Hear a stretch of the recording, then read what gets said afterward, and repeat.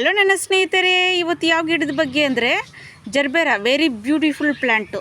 ಇದ್ರದ್ದು ಕೇರ್ ಹೆಂಗೆಂದರೆ sensitive plant. ಇದು ಹೇಗೆಂದರೆ ಇದಕ್ಕೆ ಜಾಸ್ತಿ ನೀರಾದ್ರೂ ಪ್ರಾಬ್ಲಮ್ ಆಗುತ್ತೆ, ಕಡಿಮೆ ಆದ್ರೂ ಪ್ರಾಬ್ಲಮ್ ಆಗುತ್ತೆ. ಆದ್ದರಿಂದ ನೀವು ನೀರು ನೋಡ್ಕೊಂಡು ಹಾಕ್ಕೊಬೇಕು, ಮಣ್ಣು ಚೆಕ್ ಮಾಡಿ ಹಾಕ್ಕೊಬೇಕು.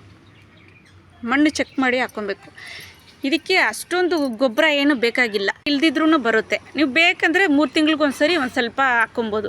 ನಾನು ವಿಡಿಯೋದಲ್ಲೇ ಹಾಕಿದ್ದೀನಿ ಗೊಬ್ಬರ ಬಗ್ಗೆ. ಪಾಟ್ ಸೈಜ್ ಬಂದುಬಿಟ್ಟು 7 ಇಂಚ್ ಬೇಕೇ ಬೇಕು. ಇದು ದೊಡ್ಡ ವೆರೈಟಿ ಅಲ್ಲ, ಆದ್ದರಿಂದ ಇದಕ್ಕೆ ಪಾಟ್ ಸೈಜ್ ಬಂದುಬಿಟ್ಟು 7 ಇಂಚ್ ಬೇಕೇ ಬೇಕು.